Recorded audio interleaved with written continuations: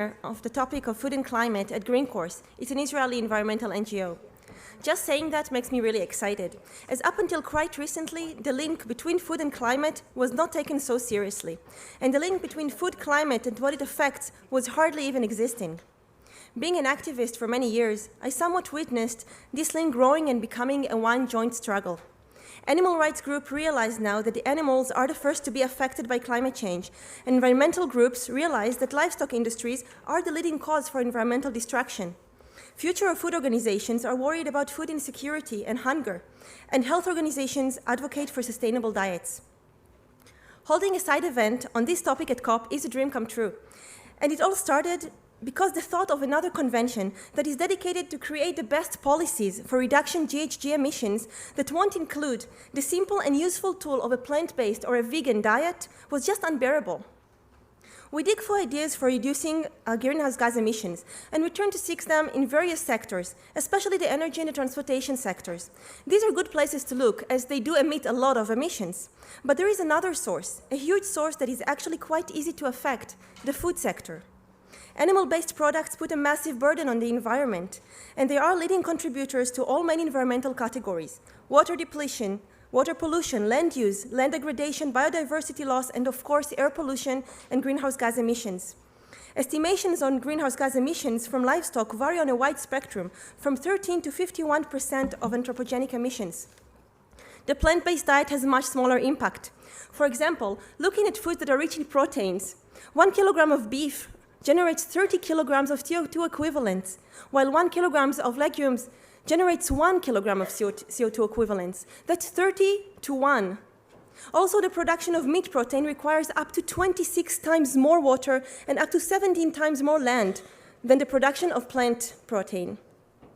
We have to realize that the livestock industry is inefficient and wasteful by definition, as it includes a whole industry of plant foods just fed to the animals to be slaughtered. And the food intakes are very different between humans and these animals. For example, a cow that eats 40 kilograms of fodder a day, raised for a few years, then slaughtered, and parts of her are being marketed as food products. The feed input is incomparable to the produce output, as most of the feed energy is lost to the animal's metabolism. The lower in the food chain we take our food from is the more responsible and efficient way to go. Lucky for us, vegan food is delicious. And this diet also includes other important benefits. It is better for our health. Global health organizations have already stated the risk of livestock products, and this does not include only the zoonotic diseases like swine flu, avian flu, and mad cow diseases that are exclusive to this livestock production, but also the leading chronic diseases of today, such diabetic, cancer, and heart diseases that are linked to the consumption of livestock products. The health benefits here is double. Not only it would make us healthier, but it would also save loads of money for the healthcare systems. Another important benefit of a shift towards a plant-based diet is the avoidance of harming animals. The livestock industry includes billions of suffering animals. I believe most people don't like animal cruelty, yet most people choose to suppress the fact that this is a fundamental part in livestock production. It is the animals who are the real actors in our dietary choices and the ones to pay the heaviest price for food that are poor in their choices. And it is a matter of choice. The power of choice implies a need for behavior change. And yes, it does mean going into someone's plate. But what's in this plate affects all of us. Our campaign at Green Course was calling to take global warming out of these plates. Having the power to affect a topic that is as big as global warming is amazing. It's an amazing privilege. But we cannot put all the blame on the consumers, as the system has to take action, to prioritize beneficial acts and to stop supporting the harming ones. I remember the excitement around FAO's report in 2006 that pointed a clear finger to the livestock industry for its environmental impacts. It was almost obvious that the next stage would be just to shift away from these industries. But livestock production has massively increased since then. This arena at COP is the place to transfer scientific research into policy.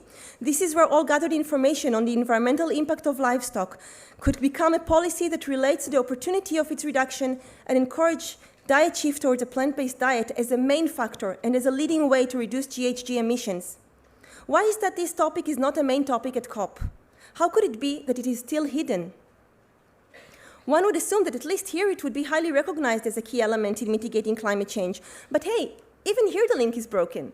I noticed it already when we were looking for options for catering for this event, and I was shocked to find pastries with beef, cheese, and yogurt on the menu, on a climate change convention. We do hear recently about more and more countries that took initiatives for encouraging plant-based diets. However, most initiatives are not yet implemented within the country's policy, but rather a suggestion. Various policy tools can be used here, such as using the media and the internet to increase public's familiarity with plant-based foods, building informative web pages with recipes, grocery lists, using educational commercials. Other tools could be enhancing attractive plant-based meals in public and educational institutions, supporting restaurants that offer such meals. And of course, the use of pure financial tools, such as subsidized shift and taxing of polluting goods. But let's go wild. Let's just ask the government to ban destructive industries such as the livestock industry. Climate change is a threat and a challenge, but it is also an opportunity. This is COP. This is the place to discuss the efficient and beneficial ways to lower GHG emissions. This is where the discussion must include the impact of livestock industry and the urge to lead a global diet shift towards a plant-based diet. Our event today includes the talk of our speakers, Dr. Helen Harwood, Dr. Marco Springman, Alon Shipon, Dr. Cristina Tirado, and they are all researchers that research the topic of environmental impact of food systems in an interdisciplinary way that includes the health systems, ethics, habits, and sustainable diets in the eye of policy making. We're also lucky to have several members of the Israeli parliament with us, and we will hear from Yael Cohen-Paran, an environmentalist, and a member of the Israeli parliament also later on this event. I wish us all an interesting and efficient event. I'm very happy to invite Dr. Helen Harwood. Helen is a sustainable food research and specialist and the lead consultant in planet-friendly foods. Please, Helen.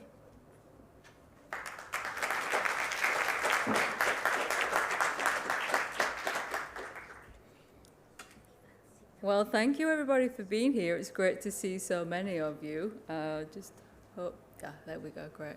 So to start things off, I'm just going to give a brief overview of the current situation. So global temperature is already above 1 degree and rising.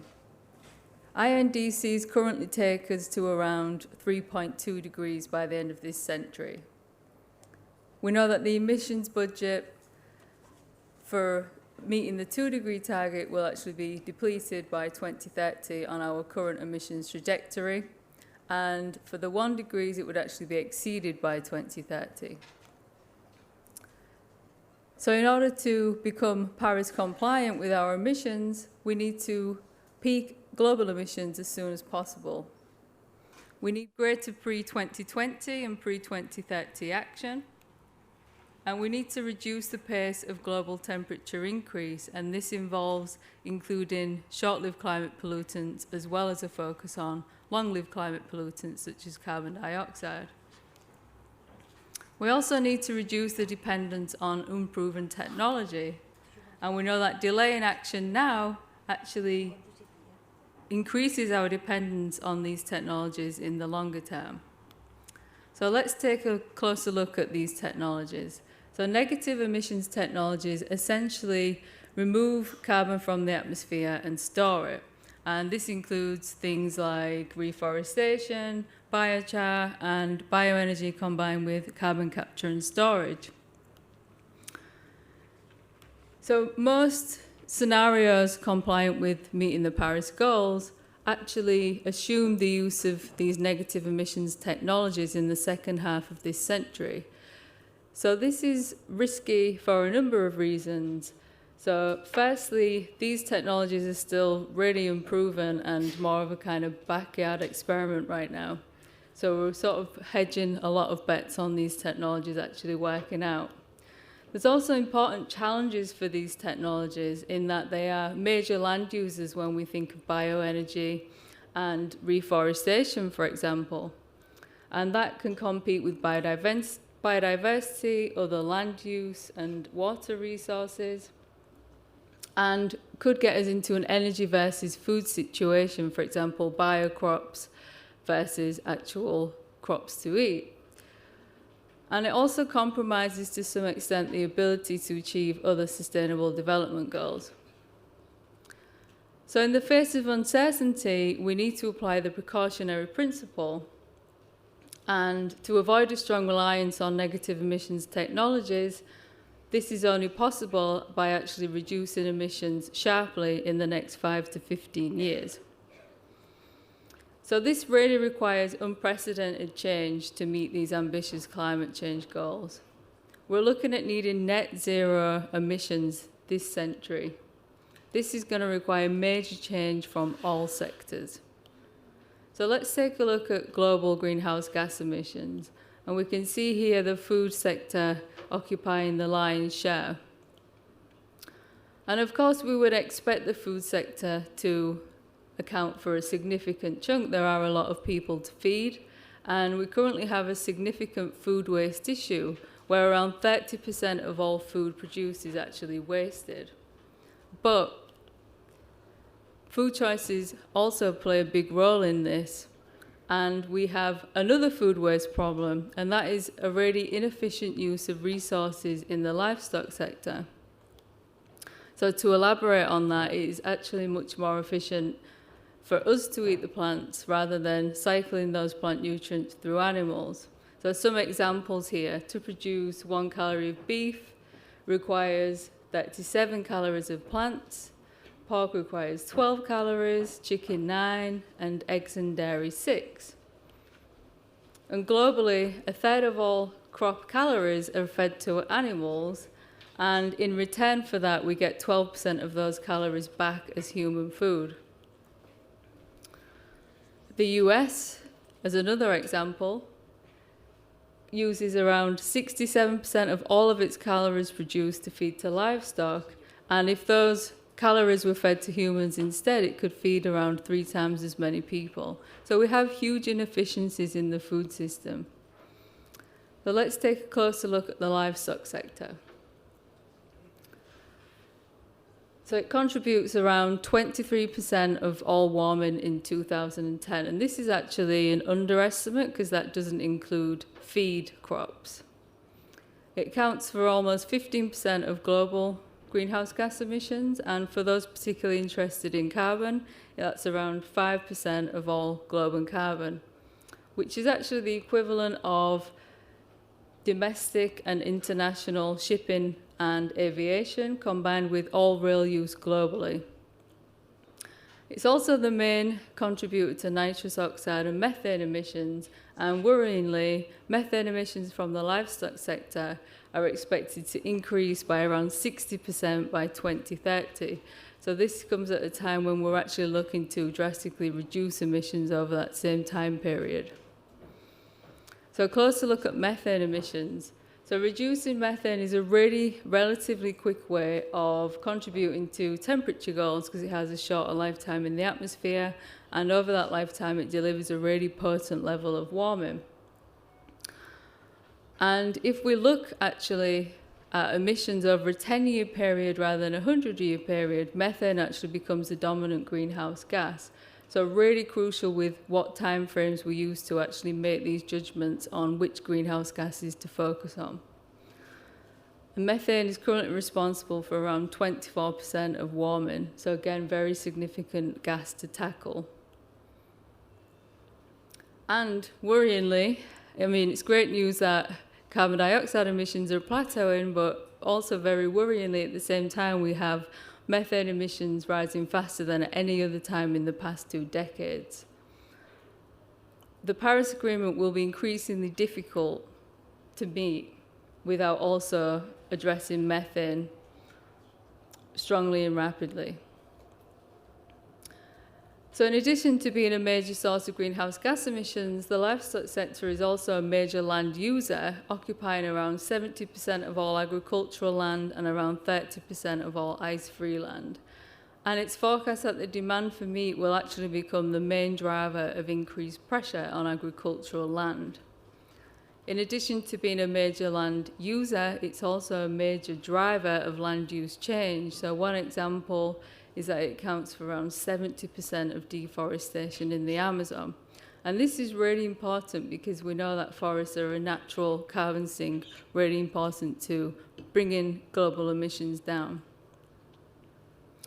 And we do tend to think of deforestation as an issue in developing countries, but actually Queensland in Northern Australia has been a deforestation hotspot for the past 50 years and continuing, and this is being due to a conversion of forests to cattle pastures. And this has also come at a huge cost to the Great Barrier Reef. So if we focus in more into the livestock sector, we can identify beef as a hotspot. So this accounts for around 41% of all livestock emissions, 6% of all global greenhouse gas emissions, which is actually the equivalent to the entire country of India's emissions, or the equivalent of the energy used for every single building in the world. It also contributes around 17% to global methane emissions.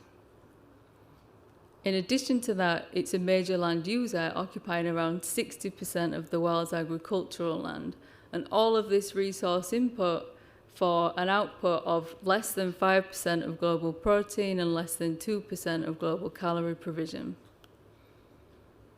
And when we look at greenhouse gas emissions over a range of foods in terms of protein output, we can again see beef at the least efficient end of the scale, and we see the most benefits at this end of the scale, not only in terms of greenhouse gas emissions, but also using less land and water and pesticides and fertilizers, and of course, no animal manure to deal with. So myself and a team of colleagues investigated this further and looked at the impacts of actually substituting beef with beans. And we found that in the US, if everyone ate beans instead of beef, this would actually contribute 75% to the US's 2020 climate change target at no loss of protein or calories. In addition to the greenhouse gas emissions, we calculated that this would actually free up an area of land around 1.5 times the size of California. We didn't actually calculate what that would sequester if this land was to be restored to its natural habitat, but we expect that that amount would be significant. So, for example, a group of researchers from Cambridge University found that if in the UK, reducing calories from animal products by 50% and restoring the land spared in that move to its natural habitat would actually reduce UK emissions by 80%. So when we think of needing net zero emissions, that is a huge way towards that just through that one measure. Another study also looked at the net greenhouse gas emissions across a range of dietary patterns.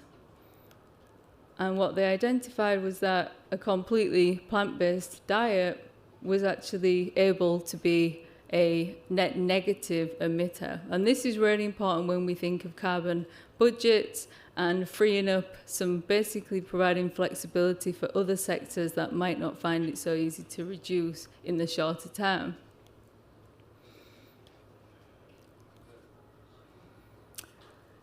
But are animal to plant food shifts realistic? So there's a few things to cover in answering that. So first of all, if we fast forward to the new year, we will see the second edition of the Scientist Warning to Humanity. So let's just overlook the fact that this is the second notice, and from the last time they told us about this 25 years ago, we've essentially done nothing. Let's focus instead on the fact that one of the key measures they put forward to achieving sustainability is a shift towards plant-based foods. So this statement was signed in agreement by over 15,000 scientists globally. There's also an increase in awareness among society. So the first picture there, we see ProVeg International right here at COP23 delivering a petition to the German Secretary of Environment. And this was calling for livestock to basically be included in the climate change agenda. And this was signed by over 66,000 people in a really quite a short amount of time. And the other picture is from the People's Climate Change March in New York. And one of the main messages coming out from that was that plant-based diets was definitely a key factor to be included in climate change mitigation. And we also know that education is really important in this. So we know that where there's a higher level of awareness of the environmental impact of animal products, there's also a higher willingness to take action or a higher level of having already taken action to reduce versus having a lower level of awareness. We can also expect innovation in the food sector to actually deliver low-carbon alternatives to animal proteins, and in fact this is already happening. So this is an Impossible burger which is made to look and taste like meat but is actually made entirely from plants. And also we need to remember that plant-based options can provide variety, nutrition and delicious flavours, and there's really no hardship in plant-based meals. And we need to consider the broad appeal of these kinds of policies, so not only could they be instituted at the state level, but also non-state actors and publics. And we could also consider allocating climate fund to enable the shift in production from animals to plants. And there's also a really big opportunity here for joined-up policy making, given the wide range of co-benefits of reducing the livestock sector. And as with anything, when we're considering feasibility of doing something, we also have to look at the feasibility of not doing something. And inaction in the livestock sector essentially blows our chances of a 1.5 degree goal, and also makes a temperature overshoot more likely. So basically moving towards tipping points for various Earth systems. It's also massively in conflict with negative emissions technologies, which are themselves a major land user. And if we're concerned about the US leaving the Paris Agreement, then we should definitely be concerned about inaction in the livestock sector, given that they contribute roughly around the same to global emissions. And also, inaction inevitably increases our risk of the range of climate change impacts and pushes us nearer towards temperature tipping points. So the top list there are actually potentially triggered within the Paris range, so up to 2 degrees. And the second set are potentially triggered within our current temperature trajectory of around 3.2 degrees. So to wrap up, animal agriculture is a leading cause of climate change and is forecast to continue growing. Inaction in this sector is completely against the Paris Agreement, and we also see the potential, as a major methane emitter, the potential there to tackle short-lived climate pollutants. And we know that to maintain a safe planet for current and future generations, we really need to be shifting our food systems away from animals and towards plants. And just a few suggestions of how the livestock reduction could be integrated into Paris contributions. So certainly use the science. This is part of the Paris Agreement. Consider applying a West First approach. For example, I identified beef as a hotspot in the food system. And also borrow from other areas of pollution control. So best available technology would become best available food. And education is very important. And also, in addition to state level, also consider supporting non-state actors to institute change, food producers to shift from animal to plant production, and the food industry to innovate and provide low-carbon alternatives, and also to facilitate consumers in choosing plant-based meal options. Thanks so much for listening.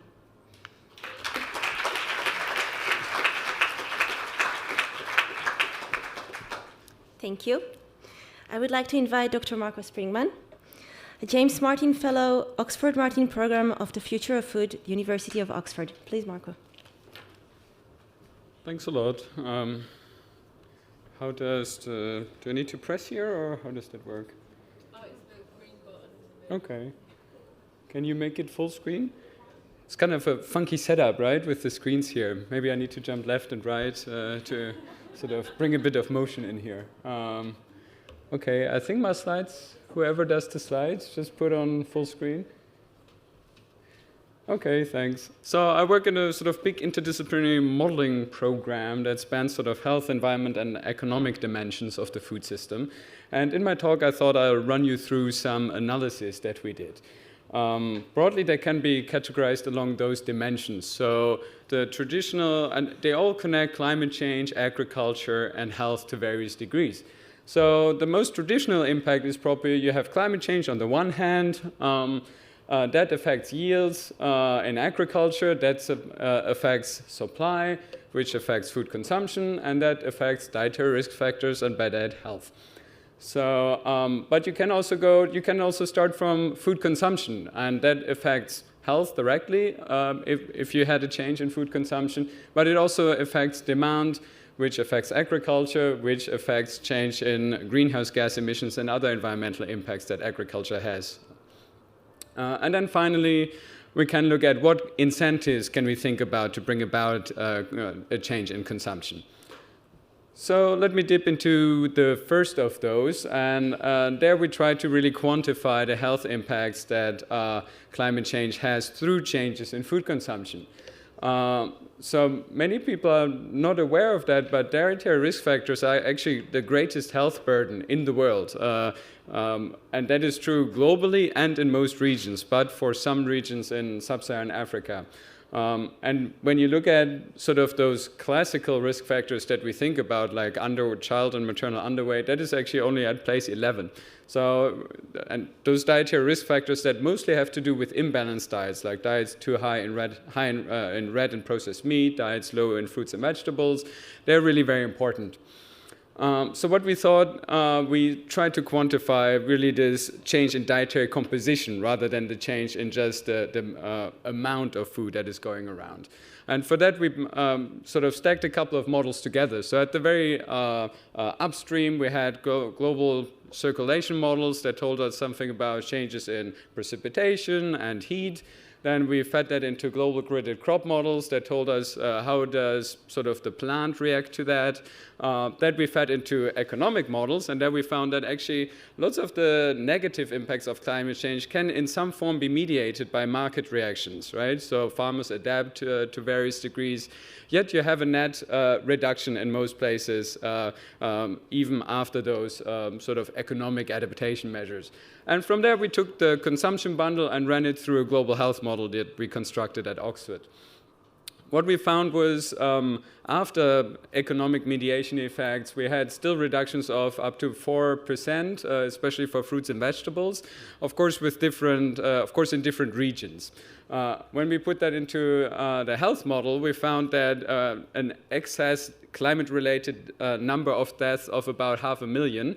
And you see here on the very left that can actually be differentiated based on the risk factors. And the biggest impact there we found due to reductions in fruits and vegetables.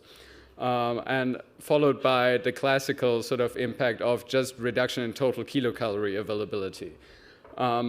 We found also a very highly regional differentiated picture. So you could see most climate-related deaths we found in the Western Pacific region, that would be China mostly, followed by Southeast Asia, that would be India mostly, but for two different reasons. So reductions in fruit and vegetables were the number one reason in the Western Pacific, whereas increases in underweight-related deaths were the main reasons for the climate change impacts in Southeast Asia. And you see that for a range of different regions, also high-income countries where, again, fruits and vegetables are the number one factor.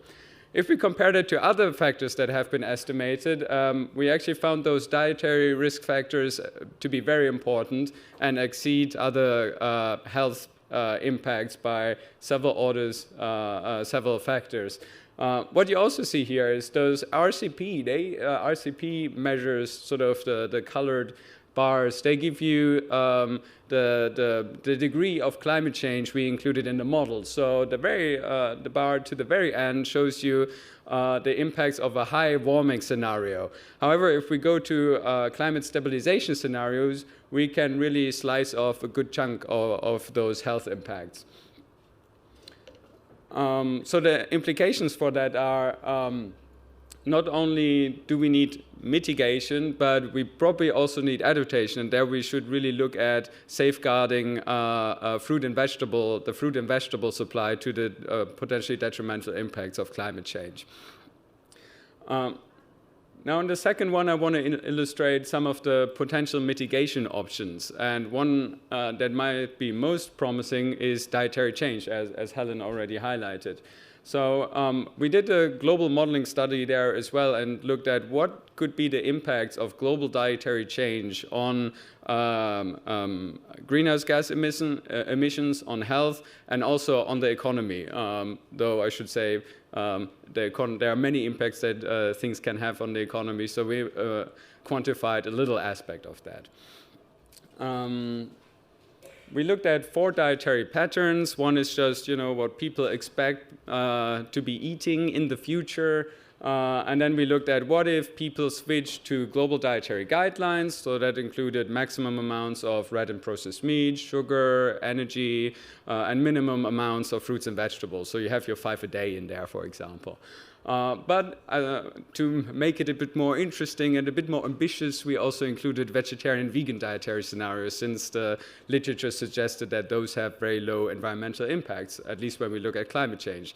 So first, looking at the health impacts, we actually saw that if we project diets into the future, less than half of all regions are projected to meet even those sort of fairly lax dietary guidelines on fruit and vegetables, red meat, sugar, and energy intake. So current and projected diets are far away from being healthy, right? If we switch to those diets that are more in line with dietary guidelines, or to balanced vegetarian and vegan diets, and I should say we modeled those on the guidelines as well. So they include optimal level of energy intake, not so much sugar and things like that. So you see that you could save about 5 to 7 million deaths per year in 2050. And those primarily come due to the fact that changes in those risk factors have impacts on your likelihood of getting stroke, your likelihood of getting coronary heart disease, type 2 diabetes, and several cancers, right? So, and this shows you sort of the aggregate impact. And you see that half of the impacts, maybe it's a bit hard to see, but the red bar basically shows you the health benefit that comes from reducing meat consumption, okay? What you there also see is, again, it differs by region. So the greatest absolute health benefit you get, again, in East Asia, and there it's mostly due to reductions in red meat. In South Asia is mostly increases in fruit and vegetables, so it's, again, a differentiated picture there. But the greatest per capita, per person benefits you actually get in high-income countries, because we eat a fairly crap diet at the moment. Well, this is the picture, the environmental picture, and this has been stressed already by Helen, but it shows you again the seriousness really of the situation. So we project that up to 2050, emissions would increase by 50%, most of it due to red meat, increases in red meat in mostly middle-income countries, actually. That we could reduce almost back to the baseline if we switch to sort of healthy dietary eating habits, and even further so if we went to more vegetarian and vegan dietary patterns. What is interesting here, and you might not be able to see that so well actually on those small little screens. I thought we had like a big theater here, IMAX technology or something. But so what you see is there are some percentages, and those percentages show you what is the proportion of food-related greenhouse gas emissions to all greenhouse gas emissions. And you see that in the baseline from 16%, it goes up to over 50%, so half of the global emissions budget actually that we have in 2050, that is what that number says, would be due to food-related emissions, which wouldn't give us a high probability, I would say, to actually meet the Paris Agreement and the 2-degree target. That goes down somewhat to, I think, sort of roughly 30%, if I see that right from here, which is still double than in the baseline. So if we wanted the food sector to play an equitable part in reducing greenhouse gas emissions in line with other sectors, then we actually would need to go to more plant-based dietary patterns. And I should say we took into account feasible technical changes there. So that shows you we really need to think creatively about changes in technology and changes in diets to actually meet or to have a proper contribution of the food sector to the 2-degree target. Maybe I should only mention here, in the interest of time, all those dietary patterns, they have, of course, benefits, and they have also costs associated with those. The benefits that I'm probably clear in a most straightforward way is if less people get certain diseases and die from them, you need to pay less in healthcare expenditure. And we tried to quantify that and found a value that reached up to $1 trillion US in 2050. Sounds a lot, is also a lot if you express this in global GDP in that year. That goes up to 3%.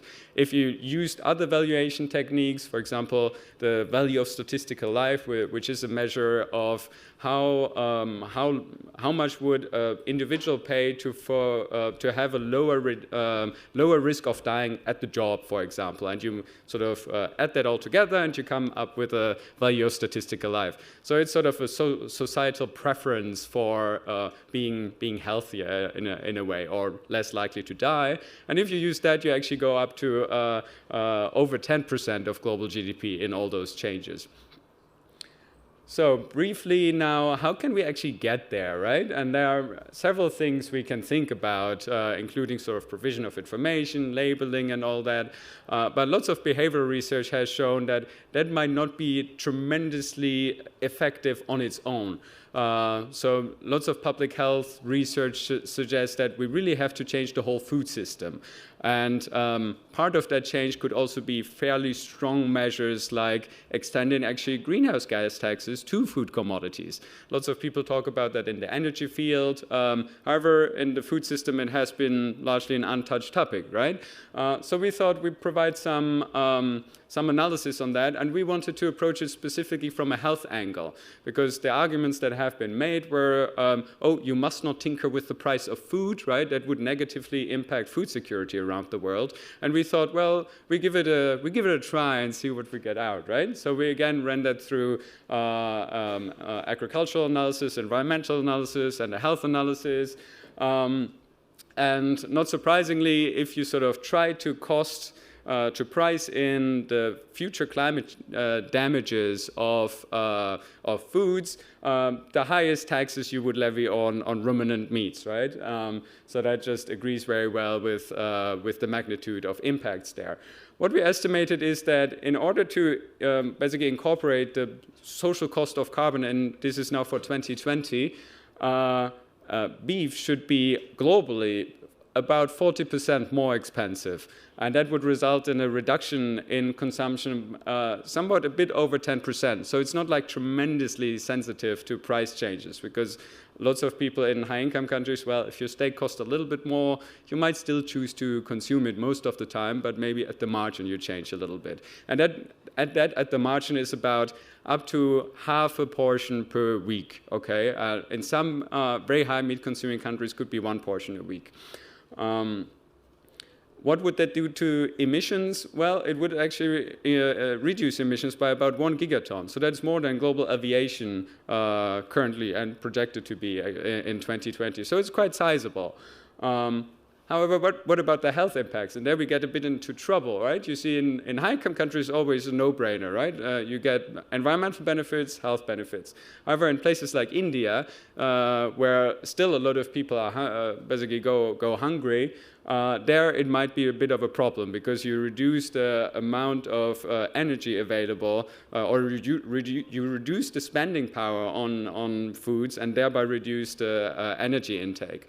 So we ran our analysis through, we devised like 15 different scenarios, and those would reduce the tax on food groups down really to, in the most restrictive case, only beef, right? But we had sort of lots of different gradients in there. And we ran all those scenarios through 2 variants. So in one, we would give back the revenues to the consumer, and you can imagine that that could be done through sort of tax breaks and other taxes, or some other subsidies of sorts. And in the second variant, we used the revenues collected on food to basically for health promotion purposes. And the specific measure we looked at there was to subsidize fruit and vegetable consumption, since that has demonstrable health benefits and might also improve sort of food systems in a sustainable way, so to say. So if we did that, you see here on the slide that the negative health impacts go down the more restrictive you get with your tax base, and it goes sort of stepwise down the more basically compensation mechanisms you put in. If we sort of found the one tax design among the 15 in every country that would yield the least impact or the greatest health benefit, you can see at the very right, you don't see anything. So you basically get rid of the negative health impacts. And you actually, again, end up with a significant, I guess you can say, health benefit due to health promotion measures there. So you go from a naive tax scenario that lots of people sort of bring up to a health-sensitive one where you don't run into those into troubling territory for food security. The nice thing is that because this optimal tax scenario is in many countries actually a tax scenario where you do tax all food groups and you use those revenues for subsidizing health promotion programs. Therefore, you still have a fairly high tax base. So only in very low income countries you would go down, for example, to that only taxing beef scenario. Because you do that, also the health benefits are not impacted so much. So what you see on the very right is you still have a reduction of about 1 gigaton. So you don't lose that part. So I think I mentioned most of the things.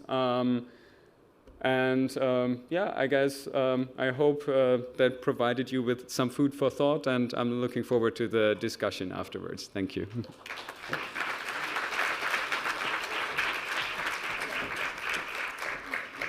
Thank you. I would like to invite Alon Shipon, food systems and sustainable expert at the Weizmann Institute in Israel. Hello. So it's a pleasure to be here. My slide presentation, the third one. Oh, there we go. Okay, so I'll be talking a little bit about the environmental burdens of livestock in the US. And the US is a very special system because it's a developed country, and in many ways we see a lot of food systems around the world mimicking or going towards that. So it's sort of a climax system that we can learn a lot from future projections of food. I'll be talking a little bit about dietary preferences, but I'll be touching on livestock and environment through food security. So how is it that we choose to eat animal? How does that relate to food security? So I think that will give a different angle to the discussion that we've so far talked about. So just a very brief kind of some points about the food crisis and livestock. How does that relate to that? So we know today that there is a huge problem, crisis in the world. Although we are producing pretty much enough food to sustain everyone, we have this very strong disparity. So about 1 billion people are malnourished and about 1 billion people are overweight. We need to increase food production. That's sort of a trajectory. It's not a given, but it's based on current extrapolation of population and diets. We also know that based on these trajectories, we'll probably need to double the amount of meat that we consume worldwide. By now, I think we can fairly say, after several decades of research, there is a consensus about the higher environmental burdens of food, of animal-based products compared to plants. We also know that we have a very inefficient system, so about a third of the food that we produce is lost. And we also know that climate change is going to affect the food that we eat, and agriculture, the way we produce food, will affect climate change. So it's a very complicated two-way interaction. There is growing work like Marco that try to show, like Marco's, that show the kind of putting together the disciplines of economy, health, and environment together, and showing the benefits of actually transitioning into dietary plants. And of course, what I also want to address is that all the solutions that we propose here will have to be inclusive and include many various disciplines. That's one of the reasons why food policy is very, very difficult to implement. So if we look at the American food system, we can see that it's basically a large proportion of it goes to producing feed.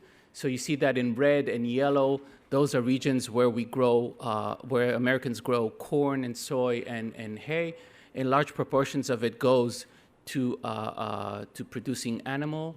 And in fact, very little parts of the agriculture go to producing fruits. When we did an analysis of the environmental burdens of livestock per 1,000 calories, we've seen that for the 5 major livestock that are consumed in the United States, we see that from a land perspective, beef is the dominant per 1,000 calories, even though most of its land is pasture land, which you see in diagonal white lines there. And the scale goes further away to 150, even though if we take that away, the feedlands, the croplands that beef needs are higher than the others. When we do that for the other metrics, water, greenhouse gas emissions per 1,000 calories consumed, we get the same trend. So beef is about 10 times more, has a higher environmental burden. What was surprising to us is that the other livestock are pretty much the same in terms of their impact, but it's very, very different than what Americans are consuming. So there's a mismatch between what Americans are consuming and the environmental performance of livestock. It's hard to see, but there's small green arrows above the panels. These are plant-based diets, which are better in terms of performance, except water, because a lot of the feedlands in the United States are rain-fed. But regardless of that, plants do much better. When we look at the total burdens of livestock in the United States, again, beef dominates, mostly in pasture land, and you're left with kind of these wide diagonals. But even if we take those lands out, in terms of cropland, a large proportion of it goes to producing beef and dairy, which are ruminants, and it's kind of going hand in hand with a lot of the IPCC work that shows that ruminants are the dominant greenhouse gas emitters. Sorry? Nitrogen. It's nitrogen. So when we look at the entire livestock system in the United States and we track all the production on agricultural lands, and here you see it in calories, and you have processed roughage, hay, and you have all the different grains and pasture, and then you see how it's divided amongst the various different livestock. And on your right, you will see what Americans are actually consuming. So we have like a picture of the entire animal-based portion of the food system moving from agriculture to consumption. You see that there is very large inefficiencies. So the percentages on your right actually tell you the conversion, the conversion efficiencies. So livestock is 3%. So it means for every 100 calories that livestock consume, we only get 3 calories on the table. So obviously we have to see that it's a very inefficient system. Also, when we do this kind of calculus for protein, we get these very large inefficiencies. So we try to see what would be if we change beef consumption to poultry. It's one of the solutions that is proposed because moving to monogastric meat consumption is probably going to give us greenhouse gas savings. We've seen that because if we provide the same calories and protein as beef but with poultry, we get a lot of spared lands where we can additionally feed somewhere between 120 to 140 million Americans by just changing one meat with the other. When we do that with this substitution of beef with a plant-based diet that optimizes land use, so it takes the minimal land that is needed to deliver the same amount of nutrients, we get plant-based diets that are ubiquitous with legumes, and we have enough space, land that we can actually afterwards feed close to 200 million Americans just by changing one item. In fact, when we look at the entire food system and we exchange all the animal products with plant-based equivalents, we get spared lands that can grow enough food to feed an additional 400 million Americans, and that's twice than actually curbing food loss across the supply chain. So just think about all these benefits that we can reap in terms of food security by just changing individual items. So just to close my talk, I just wanted to summarize some of the points that I made and also look maybe, and that's probably to the debate or the discussion we'll have later about policy and effective tools. So we have to recognize what the UN, WHO talks about healthy diets. These are plant-based diets. We have to recognize the majority of the food that we should be eating are plant-based. So we should have this health perspective at the back of our minds. All the research that comes out in the last several years shows again and again that we will have to make changes both at the supply and demand. So it means we will have to change agricultural practices, and at the same time, we will need to change the diets in order to meet all these targets of greenhouse gas emissions, of food security. So it's this kind of broad looking at things actually means that the food policies to meet and mitigate all these problems will have to be very inclusive, both at the agricultural level and both at the consumer level. We would have to make large changes in agriculture. The industrial agriculture model is very problematic, although it supplies a lot of food. It has a lot of environmental burdens associated with it.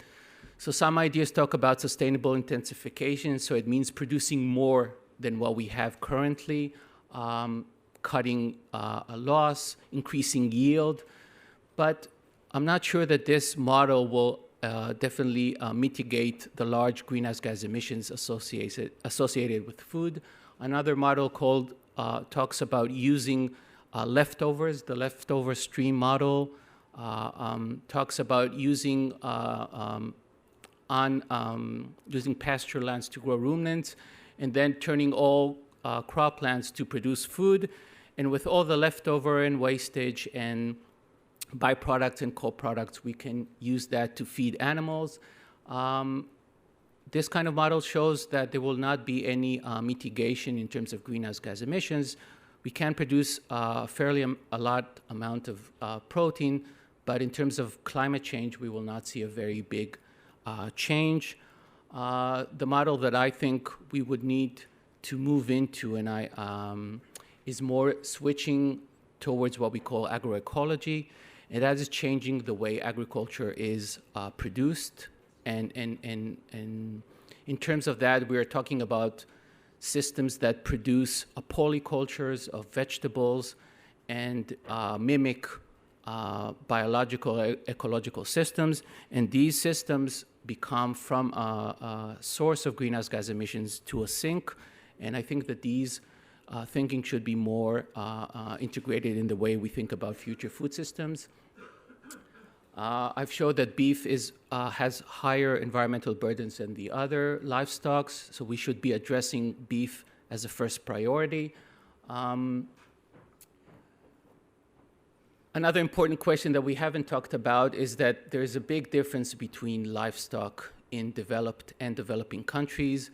In developing countries, livestock have a different role. They are consumed in less, and they are more, have a different cultural and food security role, and we should address that, understanding their importance. And that's a very, very big difference compared to livestock systems in developed countries. I've showed that these dietary shifts can actually have large mitigation effects, but also can produce a lot more food to meet some of the challenges of feeding the world. And it's also important to understand that there's a very long way to go in terms of how do we actually do these dietary shifts, and how there's still a lot of research and interdisciplinary research required to understand that. Last slide, some ideas. So again, in terms of policy, we would need to write down policies that address agricultural policies towards agroecology, regulation, market-based instruments like Marco was talking, taxes, and maybe labels in some ways, although they are not always effective.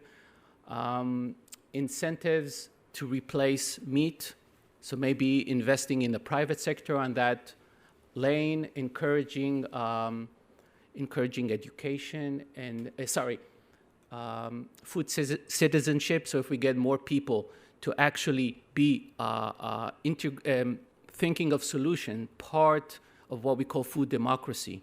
People are not just recipients of food, but they also change the food system. We're likely to see very large changes when people understand where their food comes from. And I'm a believer that if people understand where their food comes from, we could have very large changes. Education and food programs, and of course changes at the consumer level that maybe we can talk more afterwards in how to actually change people's diet and the way they decide on what to eat. Last slide, just to acknowledge my work and my colleagues in Weizmann and in the United States, and also the Israeli Forum for Sustainable Nutrition. It's an NGO that I'm part of that wants to transform the food system in Israel towards a sustainable future. Thanks very much.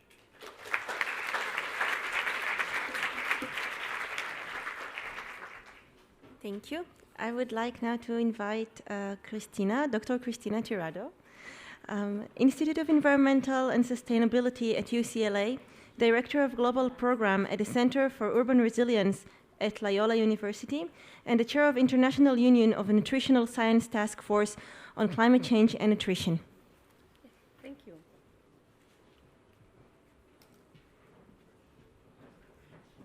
Yeah, thank you. Thank you so much for the introduction. First, I wanted to congratulate the co-organizers for this initiative, because I think this is the very first event that has been totally dedicated to this topic. So this is really an achievement here around the UNFCCC work. I am not going to go into all the system of how climate change impacts our food systems and vice versa, because this, all the science has been already discussed and we have all the evidences. So what I am going to focus is on how these issues can be and have been addressed into the agenda of the UNFCCC. And the first time that the issue of nutrition, at least nutrition, was addressed within the UNFCCC agenda was when we thought that the treaty was going to be signed in Copenhagen. And it was a group that was led by the UN Standing Committee of Nutrition. There was a group supported by Action Against Hunger. I think they were FAO, WHO, several UN agencies that were caring about how climate change was impacting nutrition. So through the years, several groups, we have been working on trying to include or to address at least in the agenda the food security aspects of the impacts of climate change. And still the treaty is just referring to the impacts on food production, not even in food security. So nutrition is an aspect that we have not achieved to include in the agenda. And we thought that it could have gone through the agenda of agriculture, but it's been very challenging. So the way that we have been addressing this has been through the health co-benefits. And in fact, if you pay attention of what the treaty is focusing and talking now, there is a section in which the treaty is focusing and highlighting the importance of giving priority to mitigation strategies that look into co-benefits to health. At the same time, just a year before, if you recall the health chapter of the IPCC, the health chapter has highlighted 4 ways of reducing emissions having health co-benefits. One of them was related to energy, clean energy, and the co-benefits to health. And there are plenty of scientific evidences as well, as the colleagues presented today. The second one was related to the co-benefits of having more active transport and all the measured co-benefits of active transport. The third point was the reduction of meat intake in industrialized and high meat consumer countries. And the fourth point was the co-benefits of spacing births, or using voluntary family planning, but promoting this with the co-benefit of spacing births and saving lives of mothers and children. So these are the 4 entry points that the health sector has been mainstreaming and how they have linked this to the Paris Treaty. How we are now with the different instruments that we have in the UNFCCC. For example, if we have done an analysis of how nutrition was, or if it was, addressed in the National Adaptation Programs of Action, the NAPAs, because the NAPs, the National Adaptation Plans, they are still in process of development. So we are presenting now the results of the NAPAs. And we saw that nutrition was addressed only in 29% of the countries that have an APA, okay? Then if you see the whole picture that we have here, in the NAPAs, there was always a section, or in most of the countries, a section that was related to health, and a section that was related to food security and agriculture. Logically, either nutrition should go in the health section or in the food security section, but most of the times, nutrition was totally obviated. It was not included.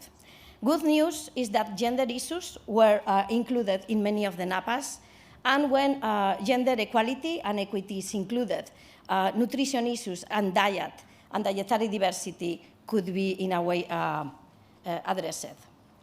Now, what we have in relation to the intended nationally determined contributions. We can see that in most of the countries, agriculture has been addressed, and food waste has been also addressed. Health, in a way, has been considered. Feed has been also included. Nutrition only in the other, okay, let me clarify. Nutrition and food insecurity and health are included in the adaptation section of the EN disease, okay? It's food waste and feed are in the mitigation section. However, diet or shifts in dietary patterns, and we have analyzed all of them in depth, is not considered at all. So this illogical way of treating and not including the demand side of mitigation, which has been also mentioned in the last IPCC report in the 3rd working group, is totally illogical, and it will be excellent to discuss how we can address this.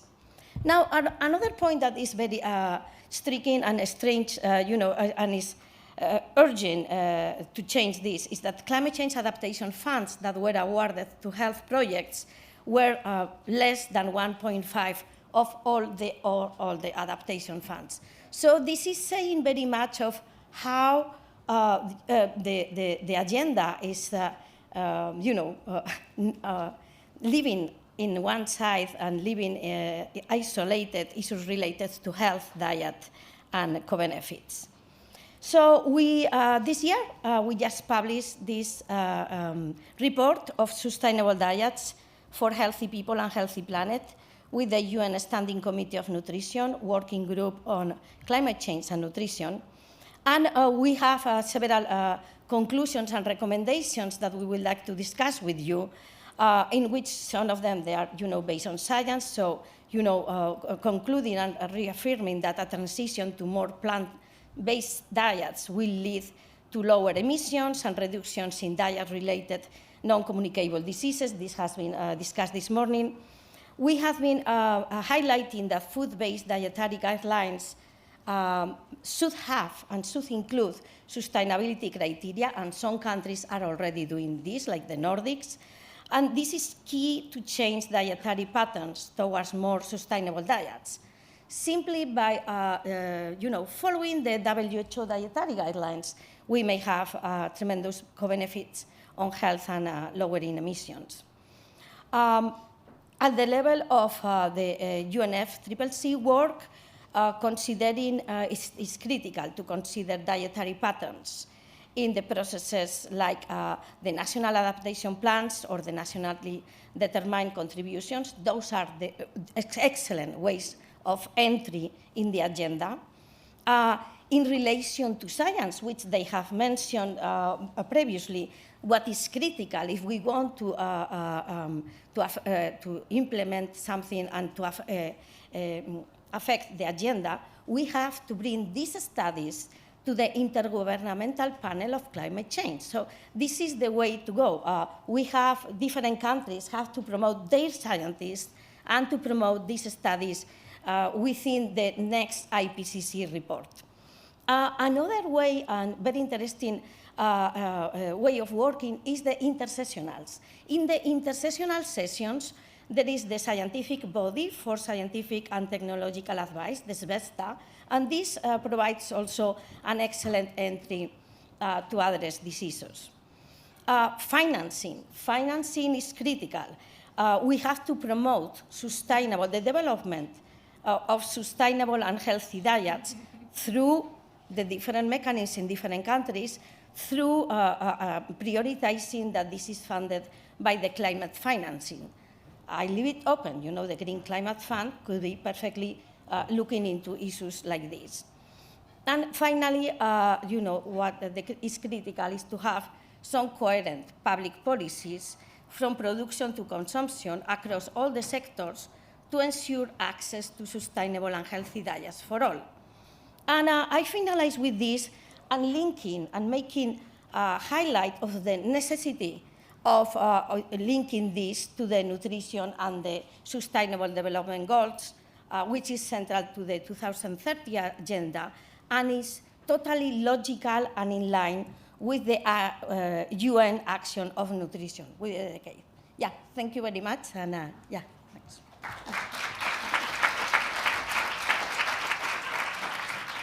Thank you. I would now like to invite Yael Cohen-Paran. She's a member of the Israeli parliament and a great promoter of environmental topics in the policy-making arena.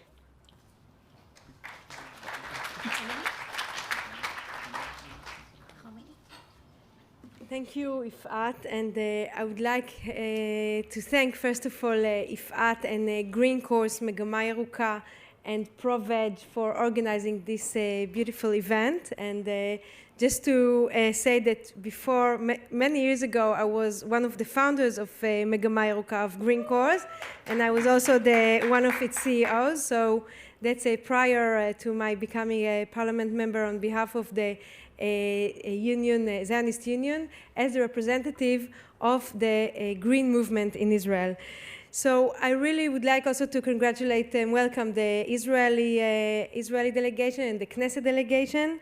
And what is coming up here today is definitely very serious and really not taken, not being put on the table in the COP. And this is, I think, really the first time, and for me, I've been coming to quite a few times to the COP in the last 10 years. I don't remember any event of this sort.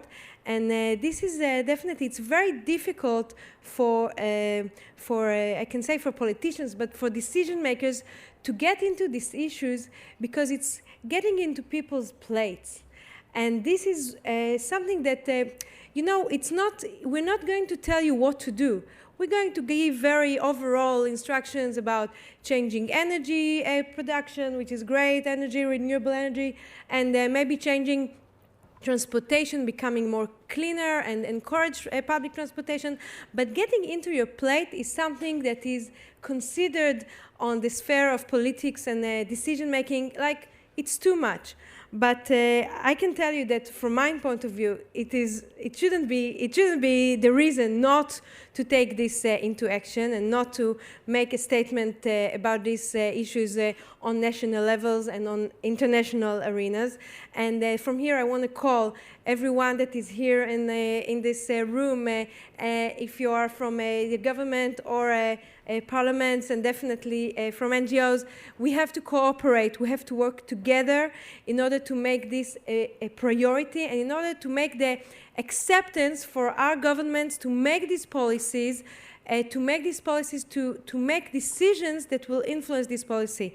And one issue that was brought up here, like an idea of taxing, and definitely, if you look at how the energy, we are talking about externalities, right, in energy markets and externalities of coal, of oil. So there is also externalities in the food business, and especially from industrial livestock and beef, and this is completely ignored. And it's not that you cannot calculate it. It's not that you cannot say, we saw the numbers here just before, how much this consumption of 1 kilogram of meat will produce in CO2. You can make these decisions to include this price in the price of beef, for example. Now, I want to point out something in addition. I am head of a subcommittee in the Knesset, in the parliament, that is dealing with reviewing how the Israeli government is following up with the climate commitments with the Paris Agreement. Now, we had discussions about 8 or 9 months ago about food and climate. And it's not that it was common, it was also the first time this was brought up in the Knesset. And one of the issues was in the Israeli action plan that was applied to the convention, agriculture got a very, very small, almost was neglected, but I wouldn't say neglect completely. It has a very small portion. And why?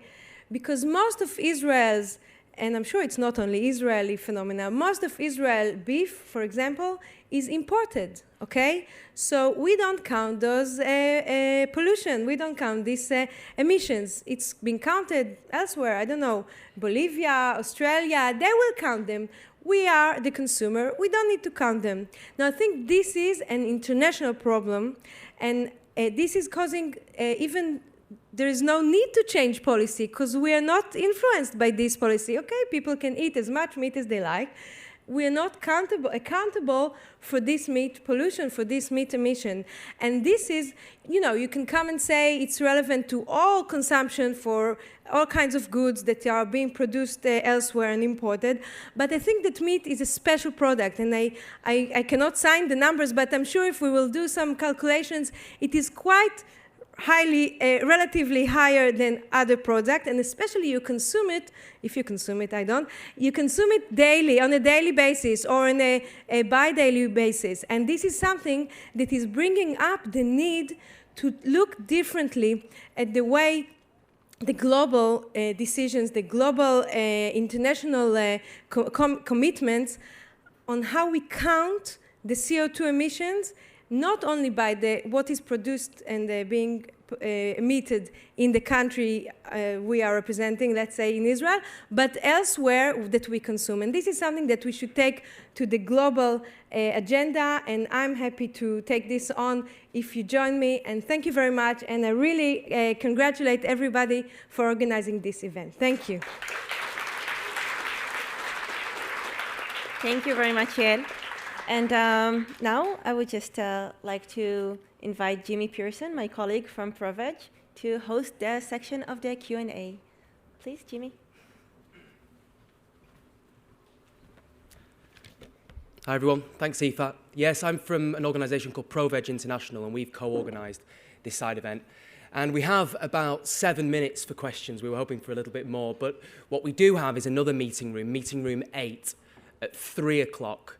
for anyone who doesn't get their voice heard but still wants to ask a few questions and to extend the discussion. So we'll be there along with the experts to chat to you at 3 o'clock. So this is your chance to put your questions to our experts. Feel free to direct a question to one specific panellist or to the panel as a whole. And because we're limited for time, if you can do your best to try and keep the question short and the answers succinct as well, that would be great. And if we could have any practical, solution-oriented questions, that would be wonderful as well. Right, first question would come, gentleman at the very back with the dark top on.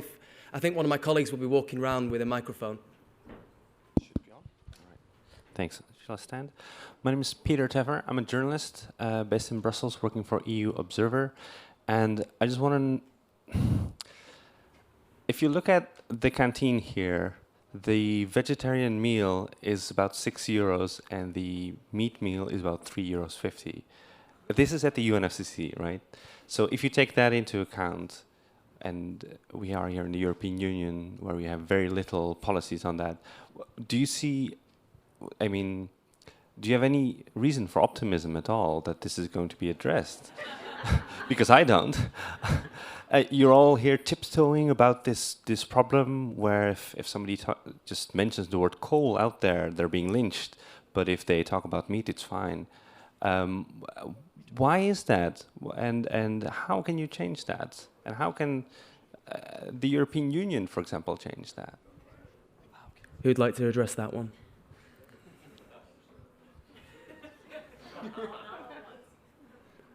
Alon? Is the microphone on?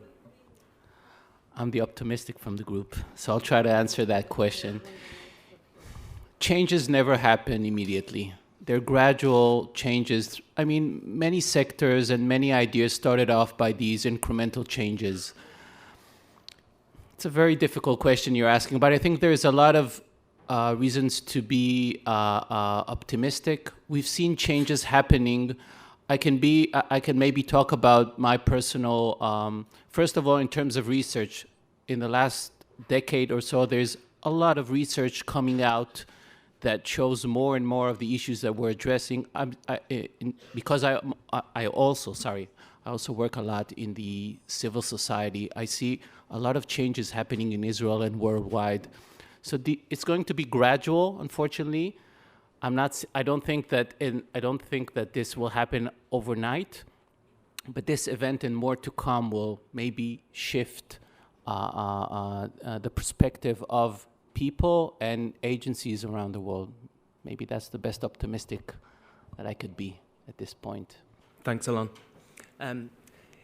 This person here with the grey and white on, please.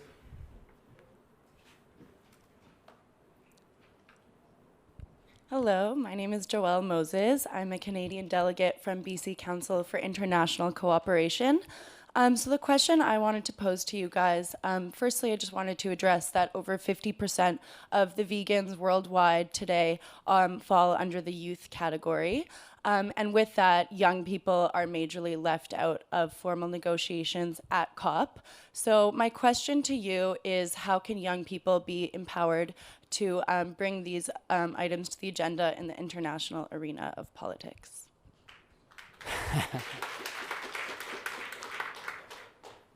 It's a good question. Christina? Yeah, thank you so much for your question. In fact, I was very impressed the other day. I work with young groups, with the International Federation of Medical Students and other young groups that are working in different issues. And they have an amazing report that, I could share with you the place where you can download it. But I was impressed. They are present. I mean, they are engaged. You don't think that they are in another planet. They are here. They are everywhere. And they have a report where you were seeing the statistics by age, and everything was like a different, like a huge peak in the histogram for millennials, or younger than they were high schoolers, excuse me. They were not millennials. They were even younger. They were high schoolers. And it was completely different, the point of view that they have from this world. And it was the only The only issue that they were not willing to give up was travel, you know? But the rest, you know, like being a vegan or vegetarian, it was totally different than the rest of the generation, so, and age groups. So I think that they're really active and represented.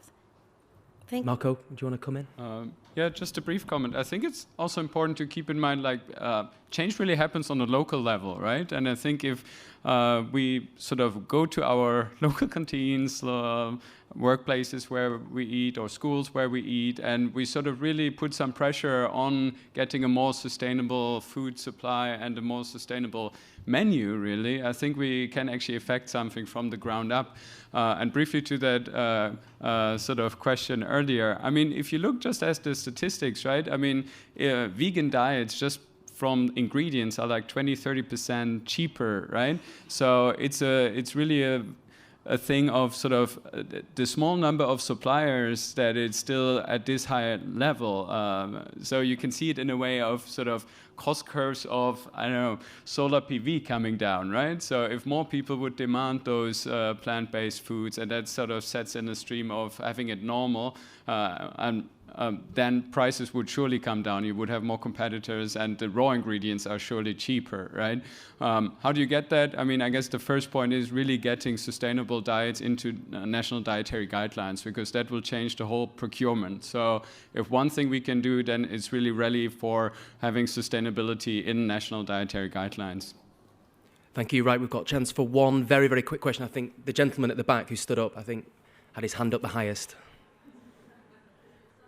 And for good reason, because I'm from Ireland, my name is Ian, and we're a country that is a major beef and dairy exporter, so we have a planetary impact, but we're also having a local impact within our own country, because we're intensifying at a level of 6% a year with biodiversity and water damage.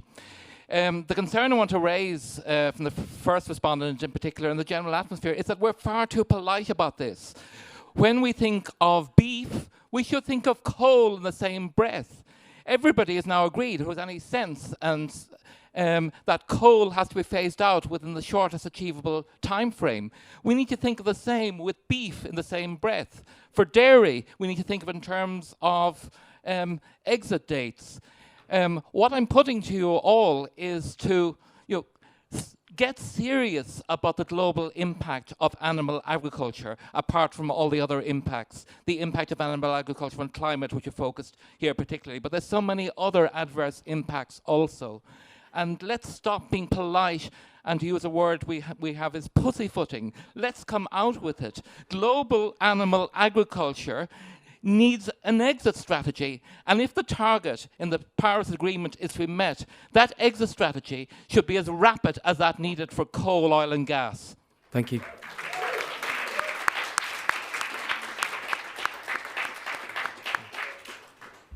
If we could just have a very quick response from that if you want to, otherwise we'll move on to a closing. Yeah, just that was a great comment. Completely agree, and I really love the exit strategy idea. Let's do that. Okay, well, we'll draw the question and answer session to an end, and just reiterate that we have meeting room 8 at 3 o'clock. Jimmy, it's changed to meeting room 6. So okay, there we go. Meeting room 6. Thank you very much, Nico. Okay, well, I'll bring this session to a close now, and I'd like to extend our gratitude to our expert speakers. Thank you for your knowledge and insight, which are invaluable. And I'd like to also thank our co-organisers, Green Course, and everyone else for attending.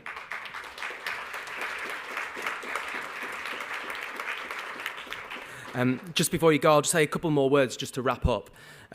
We've heard from our speakers about the devastating impact of animal agriculture on our planet in so many different ways. In terms of greenhouse gas emissions, as Helen has described, in terms of human health, as Marco alluded to, and also in terms of food security that Alan touched upon. And we've also heard that animal agriculture is being ignored at a policy level and from the climate agenda. And this is despite animal agriculture being responsible for more greenhouse gas emissions than the transport sector. But the good news is that this represents a huge opportunity. Let's go away with that message that livestock represents a huge opportunity for climate mitigation. Not just in the long term, but in the short term. This is an area in which we can make significant emission savings fast.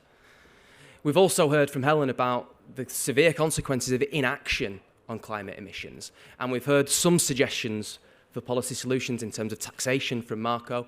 And at ProVeg International, we're working on a solution of our own. We're working to set climate targets for the livestock sector to bring it in line with the Paris Agreement, and that's going to. These targets are going to be based on the consensus opinion of 75 of the world's leading climate experts and scientists, and the targets will relate to 2020 and 2025, and we're very happy to talk to anyone after this session or in the meeting room later about this kind of work. Yeah, and I'll just say thank you everyone else for coming, and hopefully speak to some of you later on at 3 o'clock.